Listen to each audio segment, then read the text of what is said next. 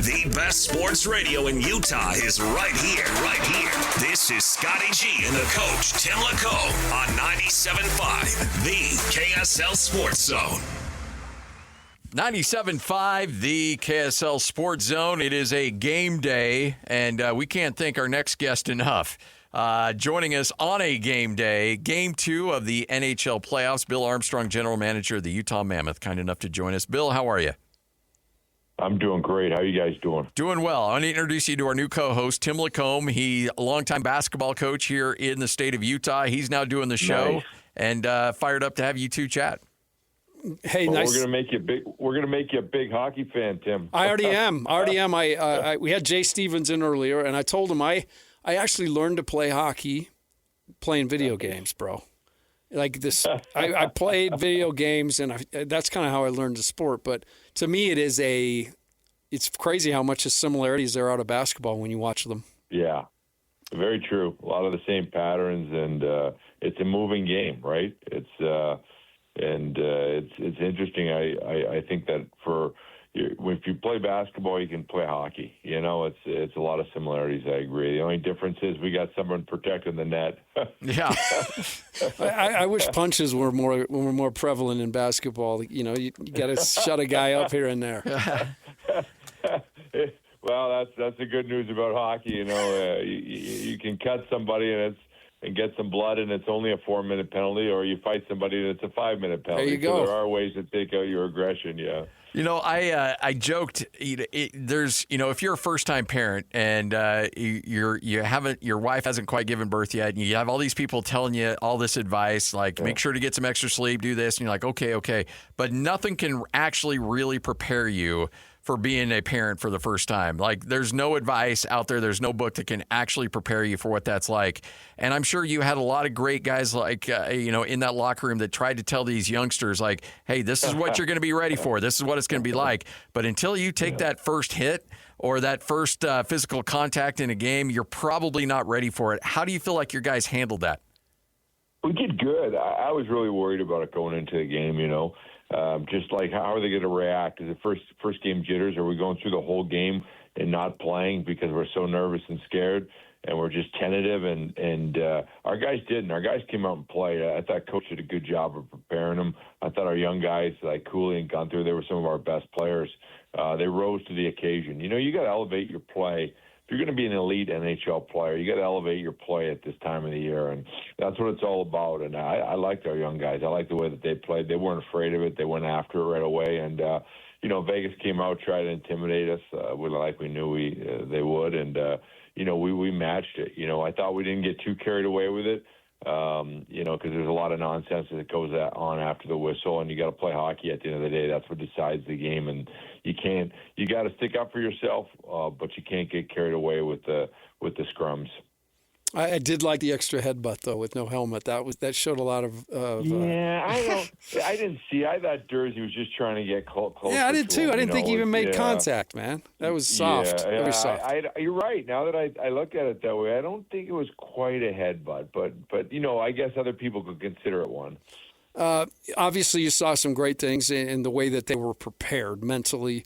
What are concerns you have going into tonight? For the Mammoth.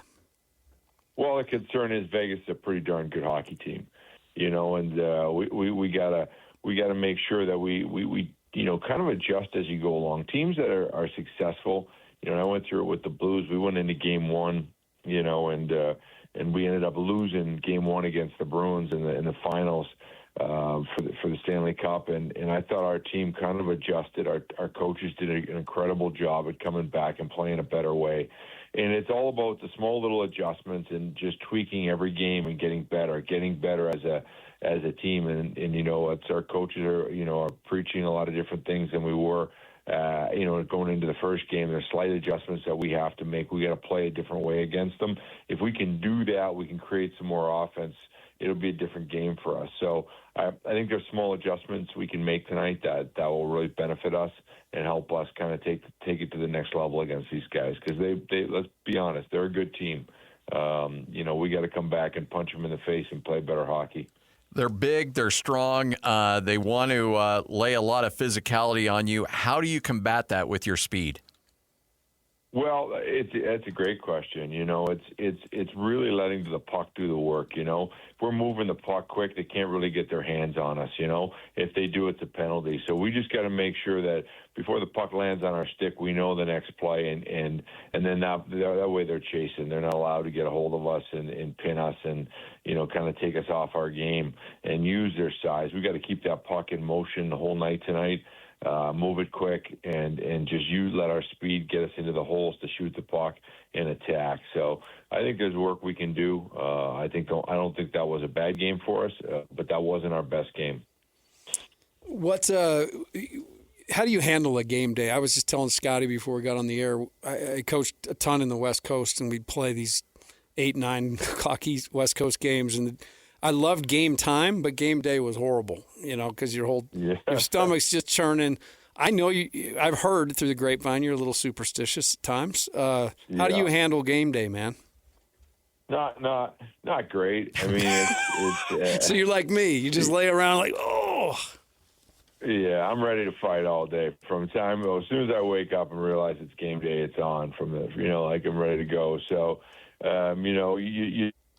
you try to use your day productively. Obviously, get a workout in there, stay healthy, eat healthy, do all the right things. But it's sitting in your stomach the whole time. Have your coaches' meetings. We have referee meetings in the morning. So you try and keep occupied. That helps, kind of move the day along. But at the end of the day, we want to play. We want to fight. So, that's sitting in you all day. And it's no different than when I was a player or a coach and now I'm in management. That same, kind of thing's turning in your stomach. And for me, I want to go. Let's play. Let's get this. Let's put this on the table. Let's go to war here. Well, I love that. I love everything about it. And I would just call it that. It was an ache, a game day ache in my gut, and as a basketball coach, the things that go through your head were nuts. Like, what if we don't score a basket tonight? Like all the crazy things that go through your head. Yeah. It's interesting that you say that because I when I was about 16 or 17, I'd kind of make a business decision whether I wanted to get into to go to the next level of pro hockey. To do that with my size, I had to fight, and I had a roommate one time, and he was a real tough kid, and he just said to me, I just made up my mind that I got to live with the pain of knowing that I got to fight somebody every night and just be okay with it. And I don't like it, but I'm okay with it because that's what I got to do. So I kind of feel like that as a GM, like that pain or ache you have, that's part of the gig. You just got to live with it and use it and know it's going to be there all day long. There was so much talk about special teams coming into the playoffs, and a lot of us as fans and even members of the media are experiencing for the first time, and you hear that, and again, it goes back to you don't really know it until you see it, but that penalty was obviously a huge part of that game, and you were about 14 seconds away from burning through those 2 minutes, but it shows you how small the margin of error is in these playoff games. Yeah, really small. In every series, not just ours, it's a fine line between winning and losing, and it might be a second left on the power play, and do you get the puck in or out? It's the smallest little detail that occurs because all the teams are really, really close. 16 teams left, and everybody's battling. And then we'll go in again tonight. There'll be a small margin of error that wins or loses the game. So you definitely have to make sure that you walk that line as an organization. And I think one of the things is, for us, we're not just happy to be here. We want to win. We want to beat Vegas. We want to win this first round. So I love the fact that our guys got that fight, that hunger, and when something doesn't go extremely right, it motivates our group, and we're extremely hungry behind the scenes to win the series. So I like where we're at, and sometimes you get a punch in the face and you got to throw a punch, and I think our group's going to be ready to go tonight. Do you, we were talking to Jay a little bit about forecheck, and, you get to a point where, like in basketball, you can pressure a lot, but sometimes you give up fast break opportunities when they break that press. How do you walk that line between trying to be overly aggressive in that and then also making sure that you're back and making sure you're where you need to be defensively? Yeah, I think there's, you play 82 games to get to this point, so I think as a team, everybody kind of knows where everybody is, and we want to be extremely aggressive. If they can make 4 or 5 good passes up the ice and earn that odd man break, we'll give it to them. Our whole thing is, we're going to pressure hard and put as much pressure on you as we can. And normally when we do that successfully, we get the puck back. If they can make 5 great plays and they're unbelievable at it, well, we'll give them that chance. Most teams can't. So we kind of live with that. That's kind of the way that we do business. That's why we got a goaltender, right? Isn't he supposed to make the big save? Yeah. Absolutely. So, we have a method to the madness of putting the pressure and the way that we do it, and we'll live with the consequences if they can make 5 good passes and beat our goaltender. Normally it doesn't happen, so we like the odds, and normally we get the puck back and put them under some pressure. So I think when we do play aggressive and we're moving forward, we're playing the right way. Bill Armstrong joining us right here on 97.5, the KSL Sports Zone, general manager of the Utah Mammoth. I know, look, you got the game tonight. You want to get back with a split, but you've seen this home crowd. You know how crazy things can get. Can you only imagine what this is going to be like when you finally suit it up in the Delta Center? Oh, it's going to be incredible. But I just want to thank from the bottom of my heart when we walk over to T-Mobile Arena here in Vegas, it's lined with Mammoth fans. Going through our walkway going, it's incredible the amount. The last game, we had chance, go Mammoth, go Utah, going in our warm-up, and you could hear it. There were so many Mammoth fans in this building. And first of all, I just love that. I absolutely love that. You can see that. Our owners going through the crowd, high-fiving all the Mammoth fans is absolutely incredible. Scene, and thank them all. And I cannot wait to bring this back. Let's bring it back tied. Let's get the win tonight. And that Delta Center, I know our fans will absolutely blow the roof off that. It's going to be incredible. You know what I actually like, too, and Ryan Smith was with us yesterday. He brought it up as well. When you hear those chants, Utah sucks, Utah sucks, you know you've gotten under their skin. Like, they don't say that if they don't think that you're a problem. And I in a weird way, I actually think that's an honor for a team that you have them so much on their mind that they're chanting like that. Yeah, and you're right, 100%. The only reason they're saying that because they know how many Mammoth fans are in the house. Yeah. And absolutely going crazy and making noise and chanting for us in warm-up. It's truly inspiring for us, and you're right. When you hear that, we know we're getting them a little bit. Do you ever just take a minute to think of how crazy the last 2 years have been and the fact that that we're sitting here in the playoffs now, Bill, and you're in Salt Lake?